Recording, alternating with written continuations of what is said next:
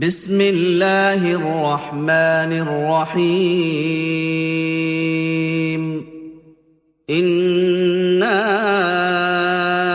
أنزلناه في ليلة القدر وما أدراك ما ليلة القدر ليلة القدر خير من 1000 شهر تنزل الملائكة والروح فيها بإذن ربهم من كل أمر سلام هي حتى مطلع الفجر.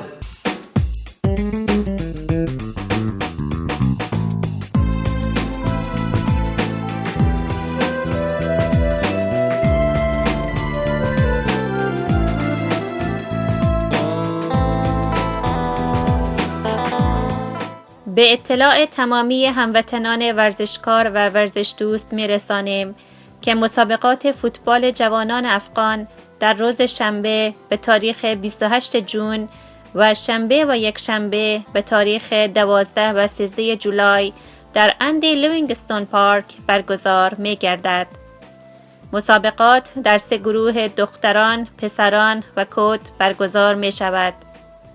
از تمامی شما عزیزانی که همیشه مشوق این جوانان بوده درخواست می شود که باز هم با حضور پرشور خود به هیجان و نشاط این بازی ها بیفزایید.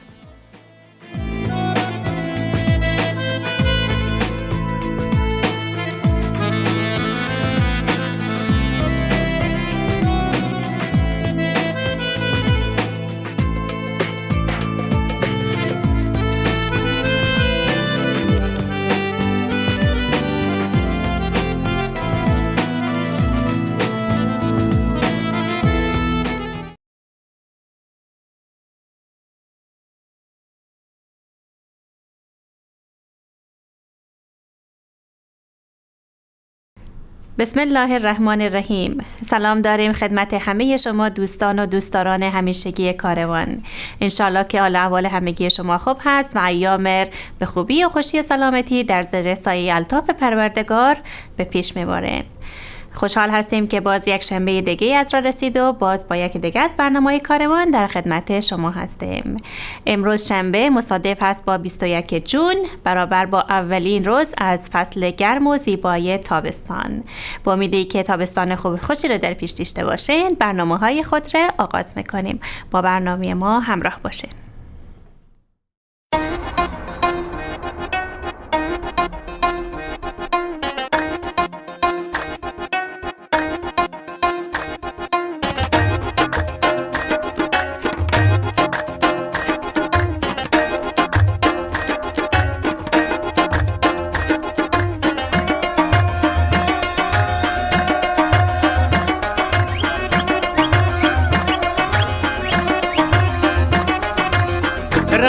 دل شکاری رنگ گل اناری لطف نصیب ما کو رنگی نزاری زاری ہے رنگی نزاری زاری رنگی دل شکاری رنگ گل اناری لطف نصیب ما کو رنگی نزاری زاری ہے رنگی نزاری زاری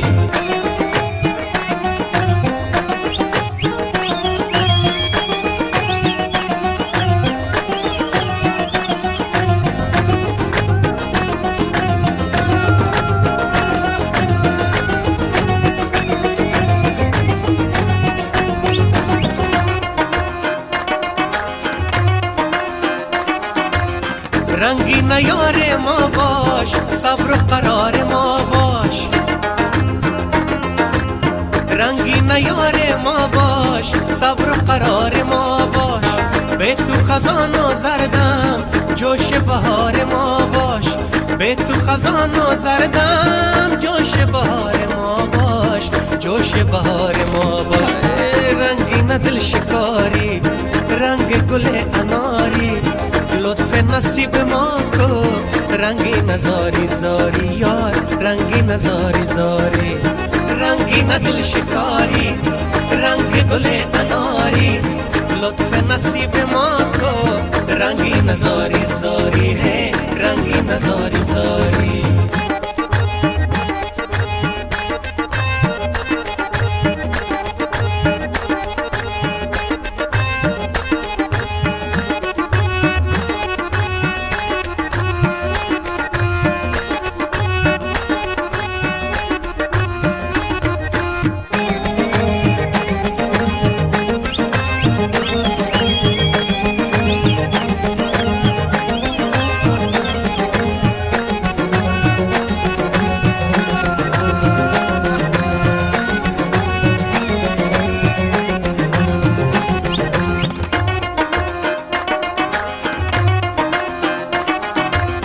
تودا کنم گلهارا خدا تو را بیاره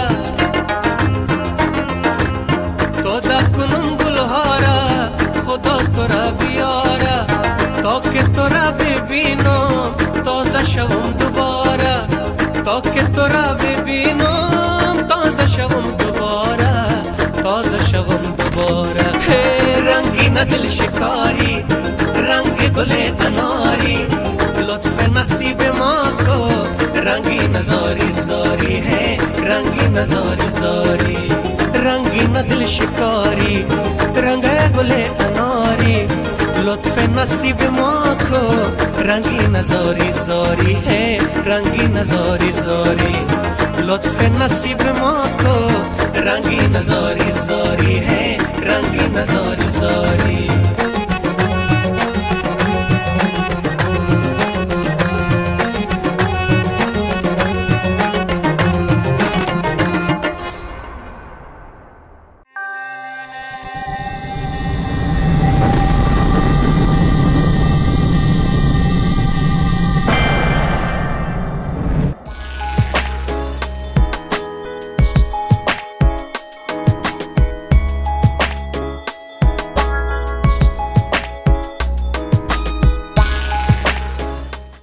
بهترین و شیرین‌ترین لحظات زندگیتان را با کاروان استودیو به یادماندنی سازید.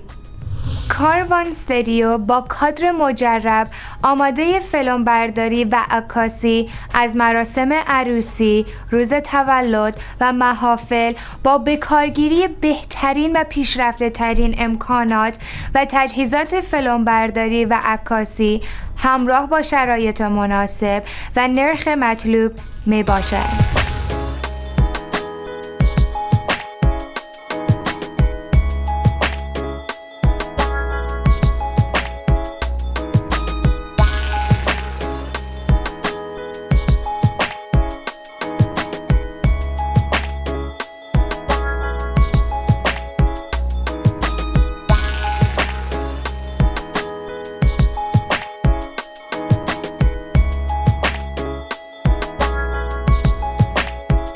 فیلمبرداری و عکاسی از مجالس خانم‌ها توسط فیلمبردار و عکاس خانم. ساخت متفاوت ترین کلیپ های استودیویی یا فضای سبز با کیفیت فول HD. تهیه زیباترین آلبوم های ایتالیایی یا فوتوبوک.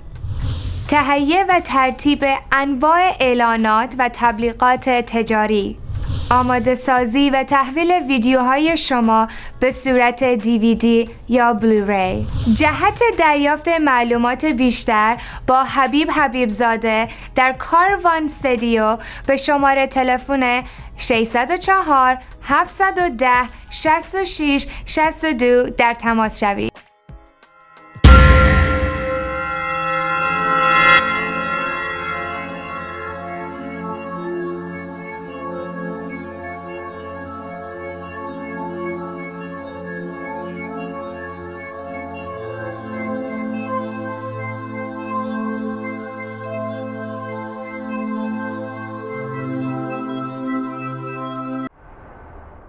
افغان ستانه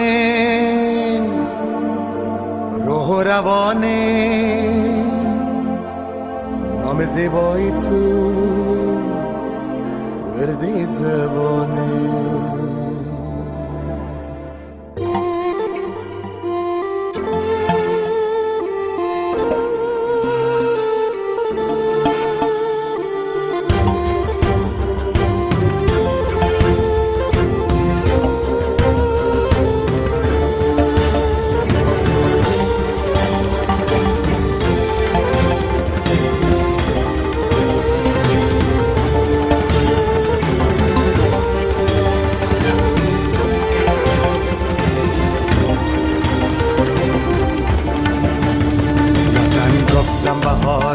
یادم آمد، صفای صبح پغمان یادم آمد، وطن گفتم بهاران یادم آمد، صفای صبح پغمان یادم آمد، روی صبحگان هراتم، غروب جوز جانان یادم آمد.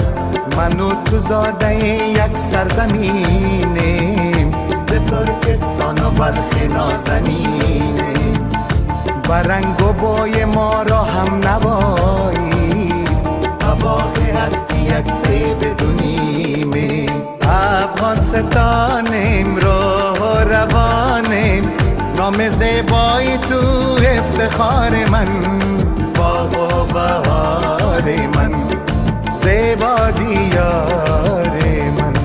افغانستانیم، راه و روانیم، نام زیبایی تو افتخار من، باغ و بهار من، زیبا دیار من، راه و روان من.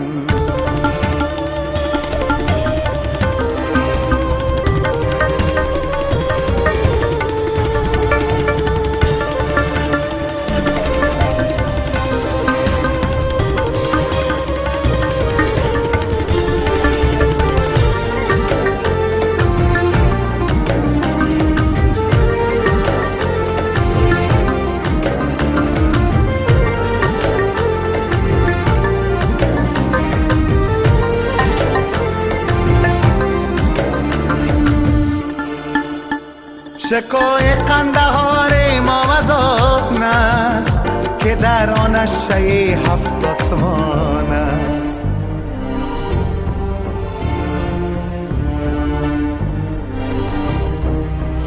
شکوه قندهار ما وزان است که در آن شی هفت آسمان است، که در آن خرقه پاک محمد چراغ روشنی هر دو جهان است. ز بلخ آمد سرود جاودانی، جلال دین محمد شد جهانی. ز بلخ آمد سرود جاودانی، جلال دین محمد شد جهانی. بنی نام بخوان اسرار عالم، ز افکار بلند آسمانی. بنی نام بخوان اسرار عالم، ز افکار بلند آسمانی. افغانستانیم، راه و روانیم، نام زیبایی تو افتخار من، باغ و بهار من، زیبا دیار من.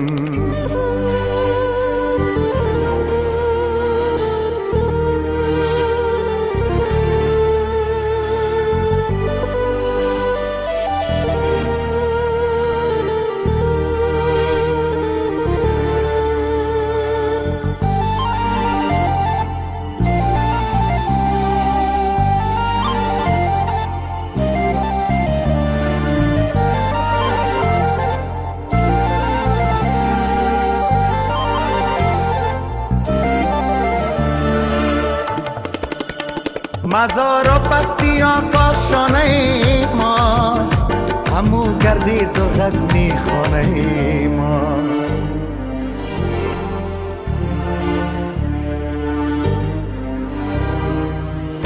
مزار و پتیان کاشانه ماست، همو گردیز و غزنی خانه ماست. به هر شاخ بلند سروی آن باغ، ره پرواز آب و دانه ماست. مرا مگذار در اینجا به ستاره، که در غربت نمی گردد گذاره. مرا مگذار در اینجا به ستاره، که در غربت نمی گردد گذاره. خوشم با تاجک و ازبک و پشتون، خوشم با مردم خود با هزاره. خوشم با تاجک و ازبک و پشتون، خوشم با مردم خود با هزاره.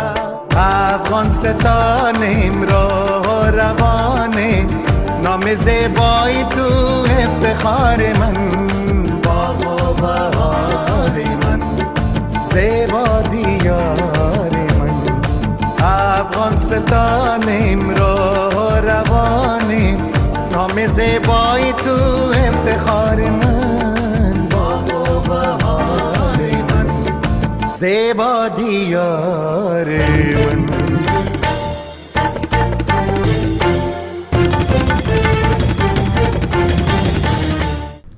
در چند مدت گذشته برنامه‌ای از طرف Canadian Women for Women in Afghanistan برگزار شده بود.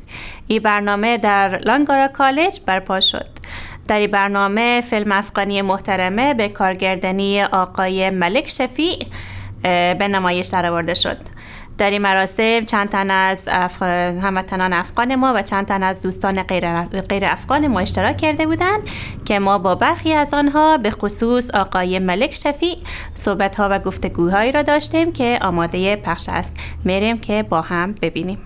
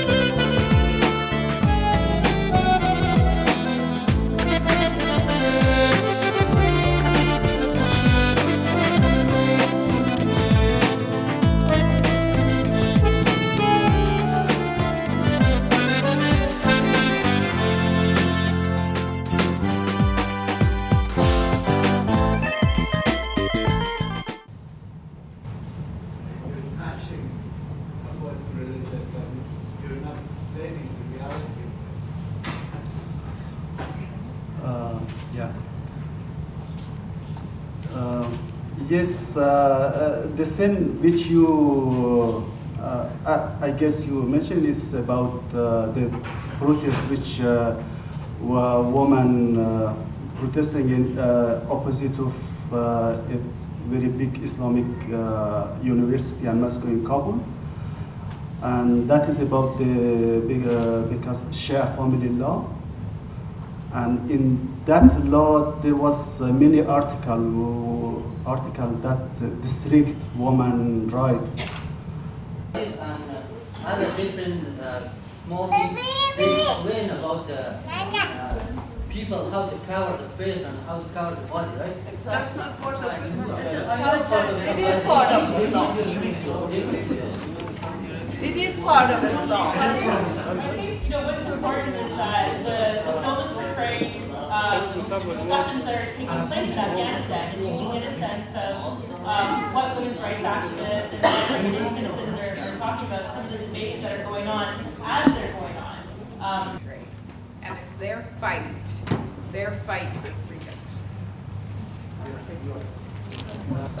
Culture, everything are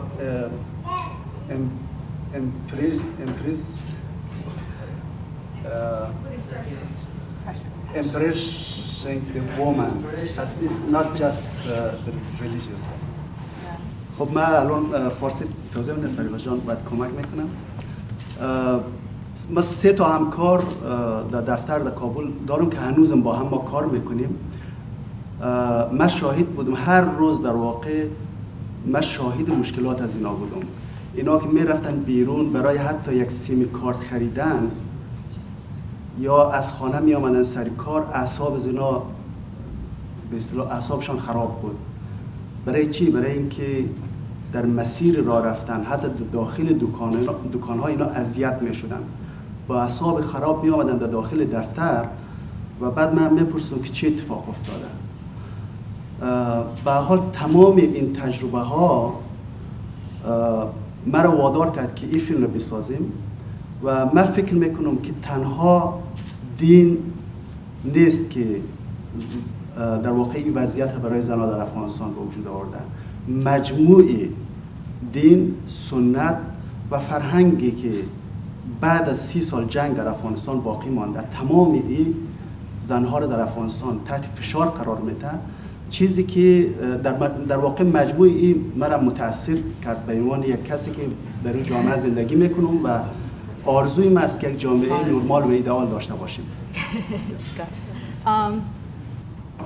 He's saying that he had 3 and he still has 3 colleagues in Afghanistan in his office that he daily witnesses their daily issues from small to big. For example, if the women want to go outside to get like a, for example, a SIM card for their mobile, they are harassed, they have issues, they can't get that easily, and that was one of the reasons that made him passionate to make this movie. And due to this tradition, culture, and Islamic rules in Afghanistan since 30 years, it's causing psychological pressure on women, and he is hoping that it will improve in the future. I've been going over there for 11 years, and so it's not novel to me anymore. And actually, my mom came with me last year and sort of seen it through her eyes, what she thought was different or unusual. It's like, oh yeah, that is unusual, I guess. You don't think about it, so you get, you just sort of adapt. And to be honest, a lot of the time life just feels very normal. Like here, you work all day and you have your social life and you go out for dinner, and there's a sense of normalcy to some extent, but then that can be very brutally interrupted when there's acts of violence close to home. But it really depends where in the country you are.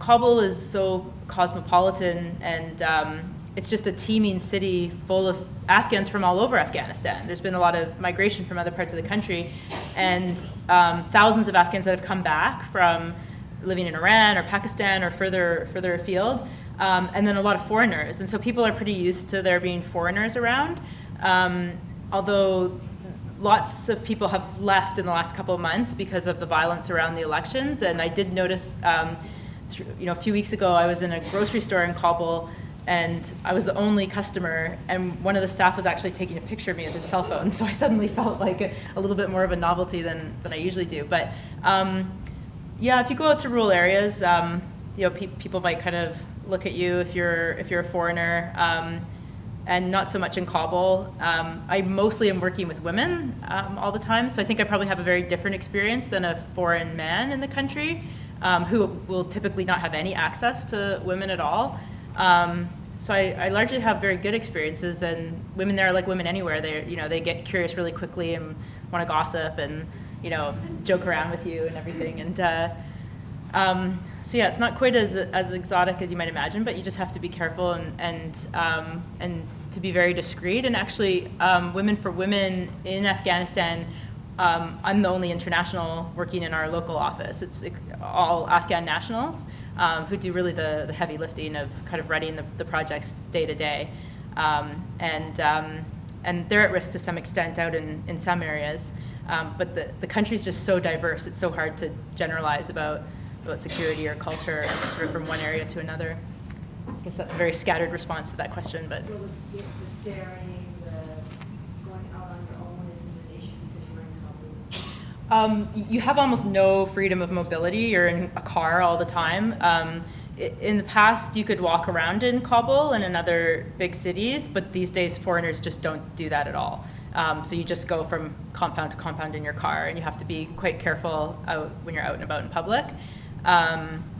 But Kabul is just a completely different world behind walls. You know, the whole, and this isn't just something that has happened with the war where there's walls in front of all compounds. It's how Afghan houses have always been, with a wall around the compound. And, you know, you saw a scene there that was in a place, in a neighborhood in Kabul called Kartese. It's a place called Afghan Cultural House. And it's just a big mud wall with a purple gate. There's no sign, no address, no number. And you go behind there and it's this thriving place full of university students, men and women chatting together. There's theater works going on, there's art exhibits, it's a net cafe. You know, there's just so much interesting stuff happening, and, you know, dozens of people back there. And you'd never know just from looking at the wall. So there's sort of, you know, life out on the street, and then life behind closed doors where women have can have a lot more freedom often, where they're planning and organizing things. But yeah, you do get stared at. You know, I remember once in Kabul airport, a big group of men from Zabul province in the south, a very rural province in the south, were in the airport, and they were going to Dubai as migrant workers, and it was their first time leaving their home province. And I was with a male journalist, and these like 20 guys just looked at us for like 2 hours, and they just, and one of them was about 16, and he kind of kept inching over, and until finally he was sitting right next to us, and he could speak. He was fluent in English. He said he learned English on the internet, and and he said, you know, the guys I'm with, they're really curious, like, what's your relationship with this guy? You know, is he your husband or your father or what? And I said, well, neither. And they're, you know, kind of surprised. But, you know, we got talking, and he said, oh, I don't think like them. You know, there's a generation gap, and they're very backward thinkers. And so it's just a really interesting little interaction. So yeah, it just depends where you are in the country, and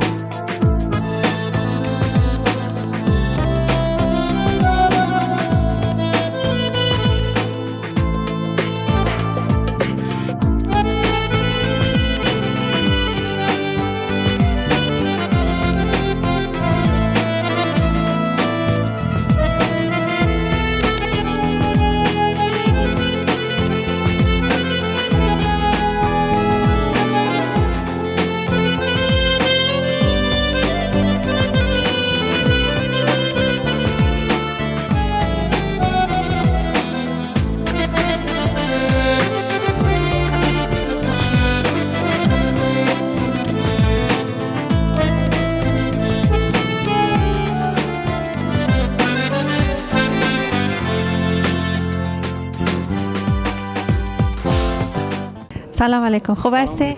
خوب هستین جان، شما خیر؟ تشکر. فیلم امروز چی رقم دیدین؟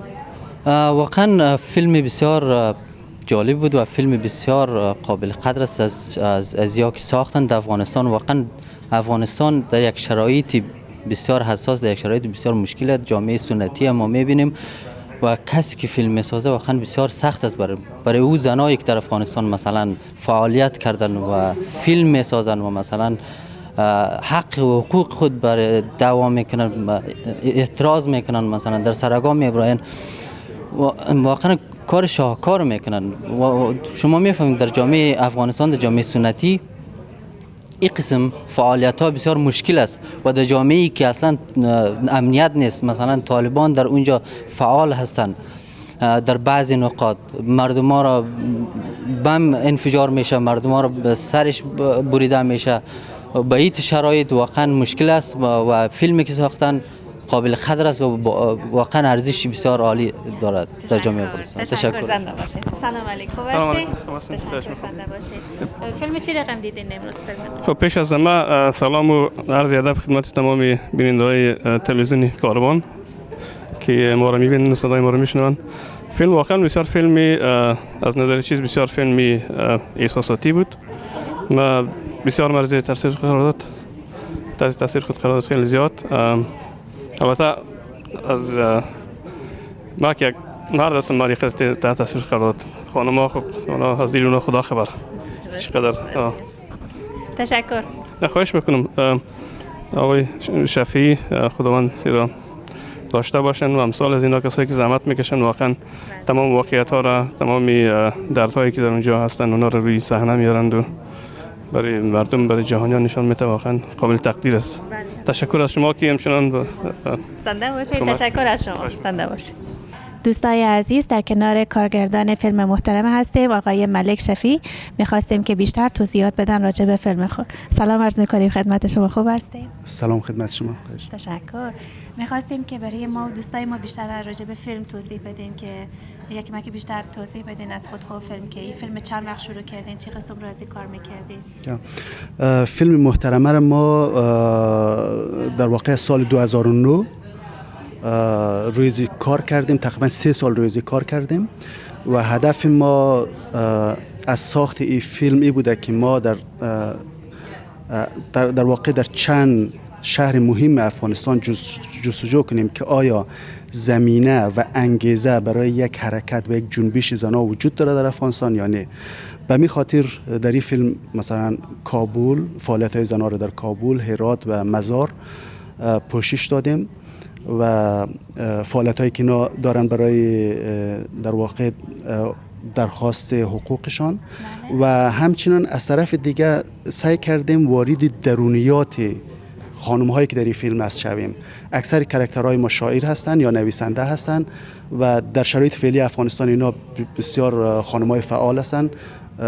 برداشت میه که امی مغز جنبش فمینیستی یا زنان در افغانستان در دست از امی 3-4 تا خانمیه که ما در فیلم آوردیم و هدف ما این بوده که از یک طرف فعالیت‌های اینا رو نشان بدیم، از یک طرف چالش‌هایی که اینا هم در زندگی فردی خود دارن هم در جامعه دارن. بله صحیح. این خانم‌ها چه قسم شما تونستین پیدا کنین؟ چه رقم دسترسی پیدا کردین برای این خانم‌ها؟ خب من خودم حدود 10 سال است در افغانستان کار میکنم و فعالیتی که داریم در عرصه همین فیلم است و همچنین در مسائل حقوق بشر ما کار میکنیم. قبل از این من 4 تا فیلم دیگر راجع به زنان ساخته بودم و فعالیت‌های در زمینه حقوق بشر داریم. در طی 10 سال در واقع با بعضی از اینا وقتی من میدیدم در یک مراسمی یا در فیلم قبلی اینا رو میدیدیم یا در یک جای دیگه میدیدیم، در رسانه ها بخصوص فعالیت های از اینا را میدیدم، نگاه میکردم که اینا بسیار آدمای اهل فکر هستند و مؤثر هستند. اینا در ذهن من بود، مثلا شاید برای 4-5 سال اینا در ذهن من بود که در نهایت اینا رو در یک فیلم استفاده کردیم. و علاوه بر او یک از همکارای من یک خانم بسیار فعال است در افغانستان، دیانا ثاقب. اینا در زمینه مسائل حقوق زنان در افغانستان بسیار فعال هستند، نویسنده خیلی خوب هست، فیلمساز خیلی خوب هست و ما به صورت مشترک با اکثر از خانم‌ها در طی همین چند سال فعالیت ما آشنا شده بودیم قبل از اون. خود شما چند سال هست که در عرصه فیلم و فیلمسازی یا کارگردانی فعالیت دارید؟ من حدود شاید نزدیک 15 سال میشه که من در عرصه فیلم فعالیت دارم، نه تنها در عرصه ساخت فیلم که و همچنین در عرصه مسائل فرهنگی افغانستان من فعال هستم. بله. فقط در زمینه فیلم شاید بین 30 تا 35 تا فیلم درست کرده باشم که در چندین کشورها اینا نمایش داده شده و بعد برای اولین بار جشنواره فیلم در افغانستان ما پایه‌گذاری کردیم. بله. که گفتم جشنواره فیلم کابل و جشنواره فیلم حقوق بشر افغانستان را ما سالانه برگزار میکنیم که در هر کدام از جشنواره حدودی هر سال تقریبا ما از 18 تا 22 کشور فیلم داریم. صحیح. و فیلم محترمه چند وقت برای شما طول کشید؟ حدود 3 سال طول کشید. 3 سال طول کشید ترکیه. آیا او یعنی پخش شده قبلا جای به جشنواره جای رفته یا تازه میخواد برای پروسس بشه؟ ما اولین بار فیلم را در آخرای سال 2012 در آمریکا نمایش دادیم در دانشگاه دوک و بعد از او در جشنواره‌های مختلف رفته. در ژاپن مثلا در یاماگاتا فیلم فستیوال جایزه فیلم اکسلنت آوارد را برد. در ایتالیا در یک جشنواره جایزه تماشاچی‌ها را برد، اودینس آوارد را برد. بله. و سویدن و چندین کشور دیگه نمایش داده شده و الان هم در ترکیه در وومن فیلم فستیوال هست، در سئول در هیومن رایتس فیلم فستیوال قرار همین ما نمایش داده شود. هنوزم در جشنواره ها در چرخش است. صحیح. خب قسم دیگه هست، طریقه دیگه که دوستای ما اگه کسایی که علاقه‌مند هستن بخوان این فیلم ببینن به چه قسم میتونن؟ ما خب فعلا چون قوانین جشنواره ها اینا یک فیلم را نباید خیلی زیاد پابلیک کنیم قبل از جشنواره ها. بله. امیدوار هستیم که بعد از یک مدتی درخواست جشنواره ها که تمام شود بعد ما پابلیک میکنیم. ما از طرف دفتر خود که باشگاه سینمایی افغانستان است یک چینل، یک شبکه آنلاین در ویمیو داریم که الان هم یک تعداد فیلم های ما اونجا قابل دیدن هست. یعنی اگه خواسته باشن میتونن بله. فقط میتونن از گوگل مثلا بسا فیلم یا نام من سرچ کنن و شبکه پیدا میشه ملک شفیعی. بله. و بعد میتونن به اون فیلم ها دسترسی پیدا کنن. انشالله حتما. تشکر میکنیم از شما. وقت گذاشتین برای ما. موفق باشین انشالله. تشکر.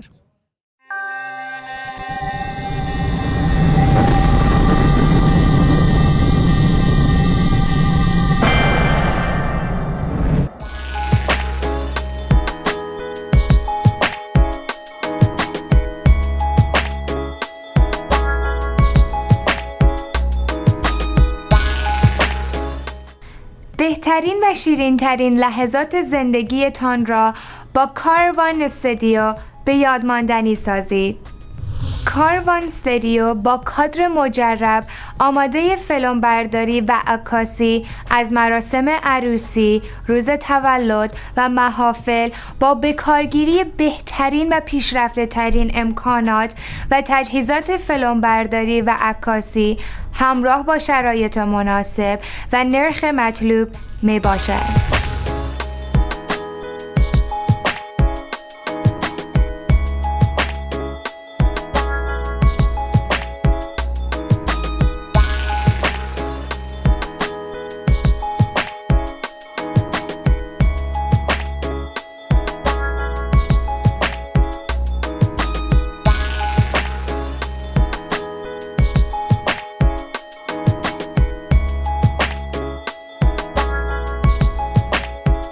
فیلمبرداری و عکاسی از مجالس خانم‌ها توسط فیلمبردار و عکاس خانم.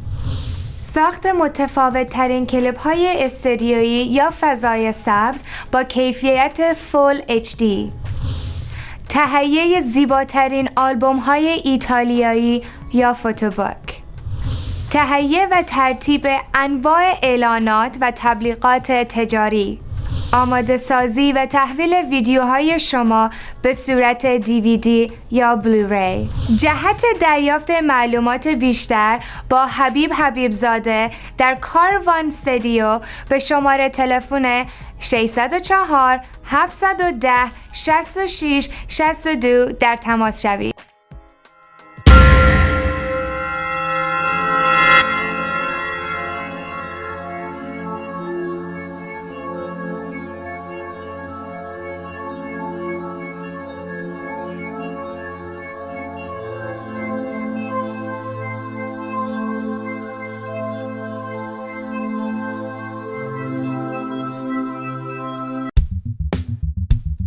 شریف چی شد؟ فکر کنم تاول خواب است. تو بیا که بریم.